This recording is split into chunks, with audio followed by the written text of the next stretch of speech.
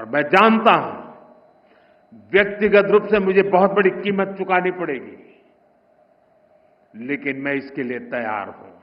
भारत अपने किसानों के, पशुपालकों के और मछुआरे भाई बहनों के हितों के साथ कभी भी समझौता नहीं करेगा।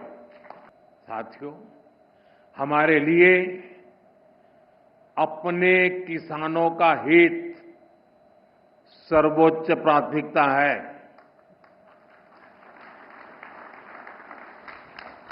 भारत अपने किसानों के, पशुपालकों के और मछुआरे भाई बहनों के हितों के साथ कभी भी समझौता नहीं करेगा।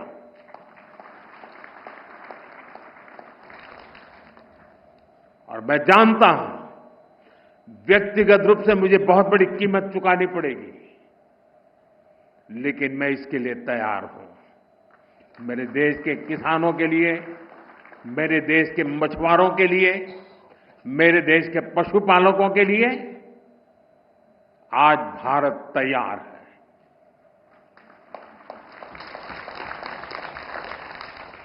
किसानों की आय बढ़ाना, खेती पर खर्च कम करना, आय के नए स्रोत बनाना, इन लक्ष्यों पर हम लगातार काम कर रहे हैं। साथियों, हमारी सरकार ने किसानों की ताकत को देश की प्रगति का आधार माना है। इसलिए बीते वर्षों में जो नीतियां बनी, उनमें सिर्फ मदद नहीं थी, किसानों में भरोसा बढ़ाने का प्रयास भी था।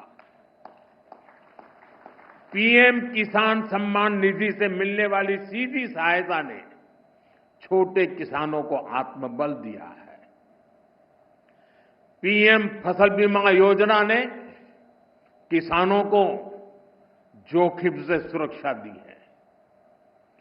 सिंचाई से जुड़ी समस्याओं को पीएम कृषि सिंचाई योजना के माध्यम से दूर किया गया है। 10,000 एफपीओ के निर्माण ने छोटे किसानों की संगठित शक्ति बढ़ाई है। कोऑपरेटिव्स और सेल्फ हेल्प ग्रुप्स को आर्थिक मदद ने ग्रामीण अर्थव्यवस्था को नई गति दी है। ई-नाम की वजह से किसानों को अपनी उपज बेचने की आसानी हुई है। पीएम किसान संपदा योजना ने नई फूड प्रोसेसिंग यूनिट्स, भंडारण के अभियान को भी गति दी है। हाल ही में पीएम धन धान्य योजना को भी मंजूरी दी गई है। इसके तहत उन 100 डिस्ट्रिक्ट को चुना गया है जहां खेती पिछड़ी रही। यहां सुविधाएं पहुंचाकर, किसानों को आर्थिक मदद देकर खेती में नया भरोसा पैदा किया जा रहा है।